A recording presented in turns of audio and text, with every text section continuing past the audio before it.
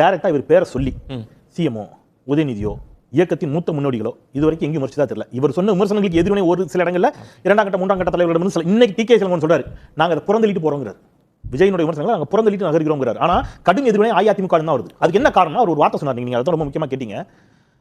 CM வந்து சொன்னாரு, என் கட்சிக்காரர்கள் சிலருடைய செயல்பாட்டை நினைத்தால் எனக்கு இரவில் கூட தூக்க வர மாட்டேங்குது, அதனால நீங்களாம் வந்து அந்த மாதிரி பண்ணிடாதீங்கன்னு சொன்னாரு அப்படின்னு சொல்லிட்டு அப்படி ஒரு நாள் அதையும் தாண்டி அவர் தூங்கினா போது நம்ம போய் எழுப்பிட்டோம்னா எந்திரிச்சு விசிலுக்கு ஓட்டு போடுவேன்னு சொன்னாருங்கிறார். யாருக்கு ஓட்டு போடுவீங்கன்னா நான் விசிலுக்கு ஓட்டு போடுவேன். ஒரு முரணாய் போன்னு பாருங்க.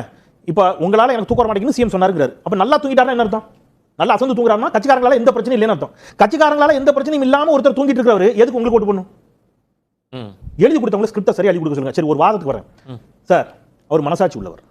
தன் கட்சியினரால் சின்னதா எங்கேயாவது ஒரு சச்சரவோ சிக்கலோ வந்தால் கூட அப்படி வந்துடக்கூடாது என்று சுட்டி காட்டுவது மனசாட்சி உள்ள மனிதர்கள், மனசாட்சி உள்ள தலைமையிடம் இருக்கும். ஸ்டாலின் மனசாட்சி உள்ளவர். நீங்கள் 41 பேர் இறந்த பிறகும் மிக வேகமாக ஓடி வந்து பனையூர் பங்களாவுக்குள்ள நிம்மதியா தூங்குறதுக்கு ஸ்டாலின் ஒன்றும் விஜய் இல்லை. அவர் ஸ்டாலின் 60 நூற்றாண்டு கால அரசியல் அனுபவம் உள்ளவர். நீங்க விஜய், நீங்க டான்ஸ் ஆடலாம், 41 பேர் செத்தக்கு அப்புறம் பனையூர் பங்களால வந்து தூங்கலாம், நீங்க என்ன வேணாலும் பேசலாம். அவருக்கு மனசாட்சி இருக்கு. அதனால சொந்த கட்சிக்காரங்க இருந்தாலும் கேள்வி. நான் லாஸ்ட் நீங்க சொல்ற முக்கியமான 2 கேள்வி. இன்றைக்கு அவர் சொல்றதுல ரொம்ப முக்கியமான வாதம் பாருங்க. 2017க்கு பிறகு அப்படின்னா என்ன அர்த்தம்? ஜெயலலிதா அம்மாவோட மரணத்துக்கு பிறகு. அதான் முக்கிய அந்த வாதத்துடைய மைய நோக்கம் நான் நினைக்கிறேன். 2021க்கு பிறகு நான் வந்து ரொம்ப நொந்துட்டேன். காமராஜர் இருந்த இடத்துல, எம்ஜிஆர் இருந்த இடத்துல இப்படிலாம் இருக்குதான்னு நினைச்சு நான் வந்தேங்கிறார். அப்படின்னா அவர் 2 தான் வர்றாரு. எடப்பாடி பழனிசாமி அவர்களையும் நீங்க வந்து இப்ப இருக்கக்கூடிய திமுகவும் தான் பிரதான சிக்கல். அதுக்கு முன்னாடி இன்க்ளூடிங் ஜெயலலிதா அம்மா வரைக்கும் சூப்பர் இடத்துக்கு வந்துட்டாருன்னு வச்சுப்போம். அப்படி வந்துட்டீங்கன்னா நீங்க இன்னைக்கு எம்ஜிஆர் காலத்துல இருந்தே திமுக விமர்சிக்கிறீங்க. இன்னைக்கு நேத்து ஒரு ஆங்கில ஊடகத்திற்கு இவரிடம் பேட்டி எடுத்ததாக சொல்லியவர்கள், நமக்கு தெரியல, பேட்டி எடுத்ததாக சொல்றாங்க, கூட இருந்த குமார் மாதிரி வைங்க. அவங்க வந்து சொன்னாங்க, என்ன சொன்னாங்க? அம்மாவை பார்த்தவர்களை நான் பார்த்தேன் தாப்பாண்டியன் சொன்னார்ல, அந்த மாதிரி பேட்டி எடுத்தவர்கள் சொல்கிறார்கள். அவர் வந்து கலைஞரும் தன்னுடைய ரோல் மாடல் சொன்னாருன்னு கொஞ்ச நாளைக்கு முன்னாடி ஒரு மீட்டிங்ல சொல்றாரு. அவர் தான் பேசின வீடியோ நம்ம இருக்கு. கே நகர் கலைஞர் நகர்னு பேர் வச்சிருக்கீங்க, ரொம்ப மகிழ்ச்சி, அவருக்கு அங்க ஒரு செலவு வைக்கணும்னு பேசினார். நேத்து வரைக்கும் கலைஞரை பாராட்டி நீங்க பேசியிருக்கீங்கன்னு அவங்க சொல்றாங்க.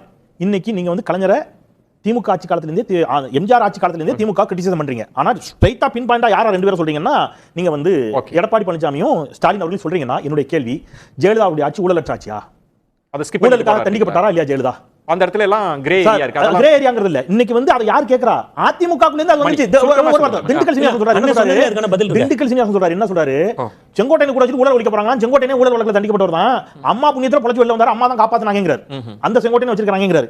நீங்க பாச்சாத்தி சம்பவத்துல குற்றம் சாட்டப்பட்ட செங்கோட்டையன் அதுல ஜெயலலிதாவுக்கு இன்னைக்கு அஇஅதிமுக தான் கவலைப்படணும். ஏன்னா எம்ஜிஆர் கொண்டாடுறாரு, ஜெயலலிதா அம்மாவை கொண்டாடுறாரு, அதிமுகவை டிஸ்ஓன் பண்றாரு. திமுக ஒற்றை எதிரி நான் சொல்வதன் மூலமாக ஆன்டி டிஎம்கே ஓட்ஸாக அதிமுக பக்கம் இருக்கும் வாக்குகளை தன் பக்கம் இழுப்பதற்கு அவர் ஒரு உத்தியை கையாளுறாரு. இது யாருக்கு அழிவுன்னு கேட்டீங்கன்னா அதிமுகவுக்கு. அதிமுக கவலைப்பட ஆரம்பிச்சிட்டாங்க. அதனால தான் இன்னைக்கு செல்வராஜ் பேசுறாரு, திண்டுக்கல் சீனிவாசன் பேசுறாரு.